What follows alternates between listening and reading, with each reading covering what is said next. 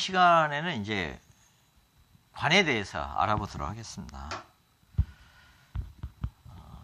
왜 정제가 이제 이런 마인드가 생길 수 있고 편제가 왜 이런 마인드가 생길 수 있는가 이제 이야기했죠, 그죠? 그러면 이제 정관은 바른 관이다 이거예요. 바른 관. 여기는 재물은 재물인데 치우치는 재물이다 이거죠. 한쪽으로 치우치기가 쉽다는 거죠. 여기는 관은 관인데 관이 좀 바르지 못하다는 거잖아요. 기울었다는 의미도 되잖아요. 치우치는 거니까. 그러면 이제 이 정관을 가졌다는 것은 간목 입장에서는 자기를 다듬어주는 칼이 좀 작죠, 그죠? 자기가 빛낼 수 있는 명예가 좀 작죠, 그죠? 그러니까 정관은 자기를 잘 다뤄주는 그런 명예가 아니에요. 그러니까 조직으로 치면 그 조직이 나를 극대화시켜 주지 못해. 또 내가 휘두르는 그 칼, 명예가 너무 작아. 그러니까 원래 갑은 리더인데 리더에 걸맞는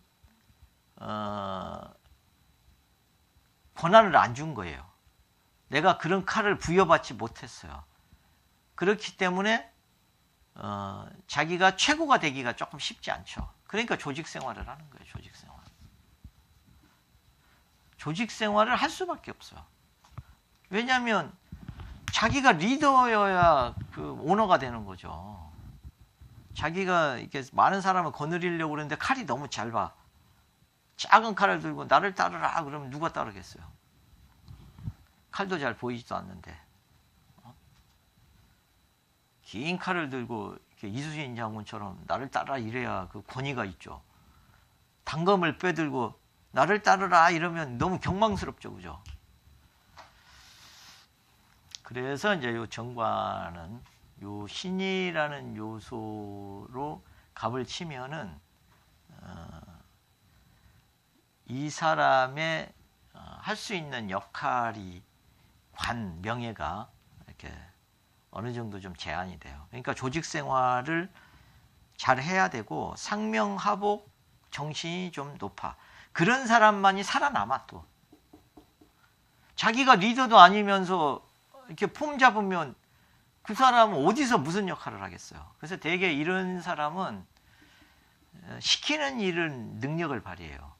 근데 자기가 막 리더로서 지 맘대로 하려고 들면 꼭 사고가 나고 결과가 나빠요. 그러니까 조직 생활을 안 할래 안 할 수가 없어요. 조직 생활을 해야 돼요. 조직 생활에서 답을 찾아야 돼요. 그러니까 이제 되게 조직 생활에 적용을 좀 잘합니다. 이런 사람들이. 그리고 이제 좋게 보면 준법 정신이 강해요. 준법 정신이 강해야 됩니다. 룰에 의해서 잘 움직이는 공간에 가야 능력을 발휘해요. 그래도. 그래서 이제 또 신금이 간목을 다듬으며 디테일하게 다듬겠죠. 그죠? 그러니까 깔끔하지. 그러기 때문에 이렇게 모범생처럼 보여요. 모범생처럼. 근데 이제 단점은 이렇게 정밀하고 정확한 일은 잘하는데 그걸 벗어난 그의 일은 좀 잘 못해요. 시키는 일만 잘한다든가. 그래서 융통성도 좀 부족하고 또 되게 이런 사람들이 명분에 집착하는 경우가 좀 많습니다. 명분에. 그리고 자기를 이렇게 그 자기 명예를 좀 이렇게 인정을 안 해주면 화를 내요. 그러니까 자격지심이 좀 생기는 거죠. 당신이 내 칼이 작다고 지금 무시하는 거야? 이제 이렇게 나오는 거죠. 그렇기 때문에 좀 원리 원칙적이고 좀 고지식한 면도 좀 있을 수 있어요. 시키는 일만 잘할 수 있는 속성이 있기 때문에. 근데 거기에 비해서 편관은 간목이 굉장히 그 큰 칼을 지닌 거죠. 그렇죠. 그리고 잘 되면 큰 명예를 지니고 있는 거나 똑같은 거죠. 그러니까 리더의 어떤 물상을 이루고 있잖아요. 리더의 물상. 이게 리더의 속성을 갖고 있는 거죠, 여기는. 그렇기 때문에 이 사람은 어떤 운을 잘 만나면 굉장히 카리스마가 있습니다. 권위가 있습니다, 행동에. 그러니까 여기는 자기한테 잘 맞는, 자기를 잘 다루는 관이 생긴 거예요. 이게 경금으로 자기를 딱 다듬어 가지고 이렇게 기둥으로서 역할을 해줄 수 있는 그런 환경을 만난 거잖아요. 그러니까 대범하고 과감하고 스케일이 커요. 그러니까 보스 기질이 있죠. 그리고 어떤 어려운 일도 돌파하는 그런 능력이 있어요. 그래서 큰 일을 맡겨도 잘해요. 여기는 작은 일에서만 능력을 발휘한다면. 그렇기 때문에 여기는 이제 리더의 기질이 있는 거죠. 리더. 근데 이것도 지나치면 어떻게 될까요? 이게 경금이 너무 많으면. 신금은 많아도 간목을 완전히 쪼갤 수는 없죠. 그죠? 신금으로 간목을 치려고 들면 하세월 걸립니다. 하세월. 식칼 들고 가가지고 저기 나무 하나 베어갖고 와보세요. 큰 거목. 언제나 배나. 하세월이죠. 근데 이 편관 경금이 지나치게 많아. 강해. 강하고 많아. 사주에. 그러면 간목이 사정없이 꺾이겠죠. 그죠? 그죠? 그렇기 때문에 이게 밸런스가 맞을 때, 갑하고 경금의 밸런스가 맞을 때 그렇게 이제 영웅으로서 이 갑과 경이 밸런스가 맞을 때 큰 나무가 큰 칼을 차고 있는, 큰 리더가 큰 칼을 차고 있는 형국이 돼서 그렇게 카리스마를 보인다는 거지. 이게 밸런스가 안 맞고 이 금이 너무 강해가지고 일방적으로 간목이 꺾이고 있을 때는, 이럴 때는 이 경금을 뭐로 봐야 되냐면 자기가 감당하지 못할 일로 보는 거예요. 감당하지 못할 일. 그렇기 때문에 업무과로가 돼요. 업무과로. 그리고 맨날 미스가 나와. 아름답게 요 칼을 휘두를 수가 없기 때문에. 그리고 부실한 건강, 질병, 관제. 그럴 때 경금은 이제 허드렛 일로 이제 바뀌는 거예요. 아름다운 칼이 안 되니까. 그리고 이제 신경과민이 되죠. 그럴 때는 요 병화가 있어줘야 되겠죠. 그죠? 나를 시달리게 하는 경금을 해소시켜주는 요 병화가 있어가지고 병화로 경금을 견제를 좀 해줄 때, 그때 이제 요 경금이, 이때 이제 요 경금은 호랑이와 같이 이제 보기도 하는데, 편관 7살 호랑이.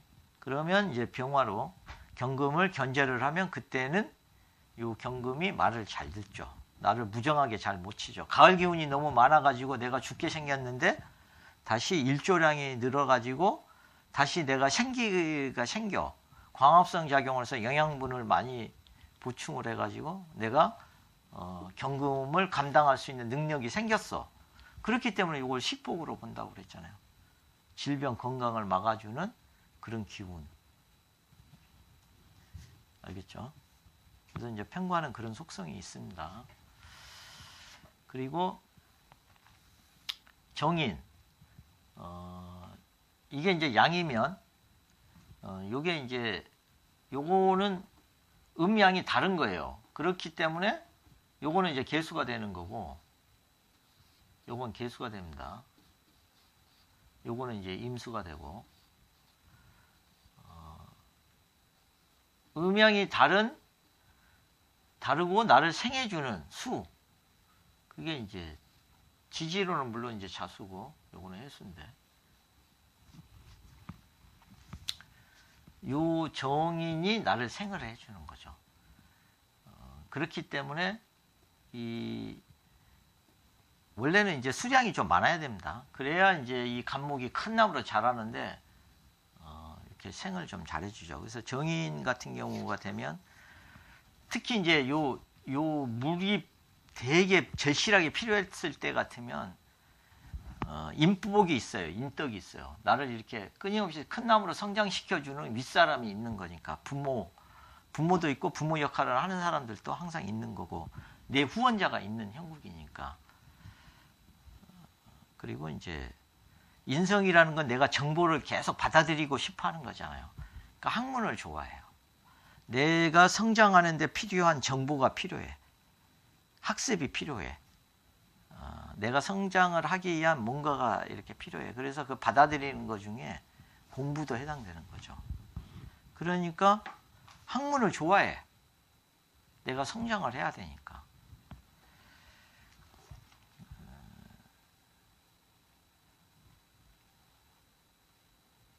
이제 그런 속성이 있고요.